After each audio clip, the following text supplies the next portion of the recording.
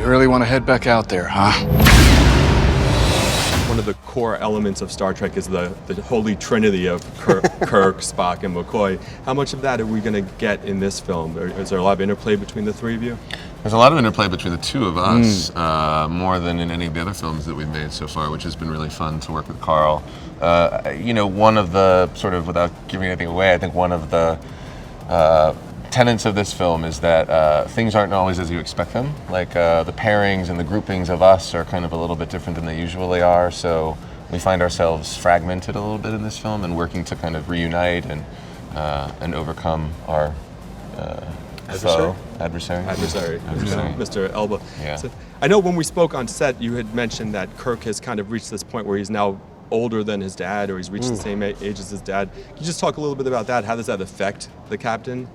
Well, yeah, I think that's the biggest hurdle for Kirk in this one. In the first couple, it was a lot about our relationship and sussing out how that duality would work out. And I think in this, it's that existential point for a guy whose birthday is the day that his father passed.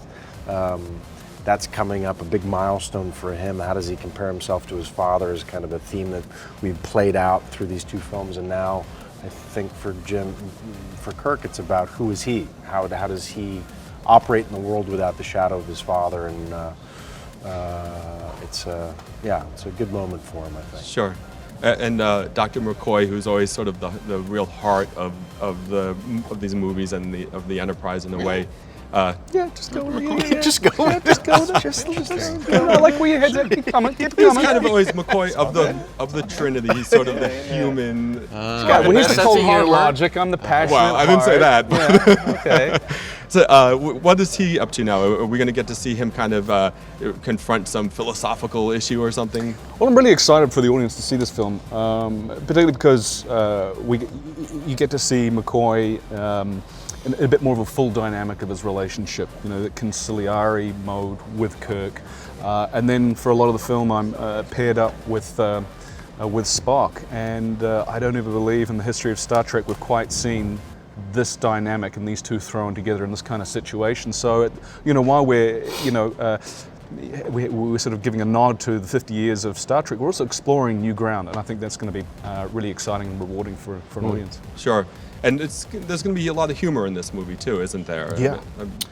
Yeah, I mean, with Simon Pegg behind it, you can rest assured that there was any opportunity that we had to laugh, we took it. And that, I think for all of us, I think the nice thing about our franchises compared to, let's say, others, is that it's tonally kind of a different beast than the Marvel, the very kind of meta Marvel or the Deadpool or the Guardians of the Galaxy that's so broad. Ours is a very particular kind of, I think, that Spielbergian 80s pop sensibility of fun. It's got great pathos, great ideas, but at the end of the day, you walk out smiling. Sure.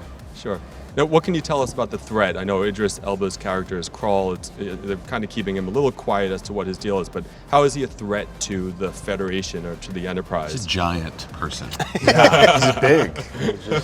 He's I mean, he's vengeful and Karl is not Idris, and he is hell bent on kind of exacting his revenge, really. But well, 50 years on, the idea that Doug and Simon wanted to explore is what is the meaning of the Federation?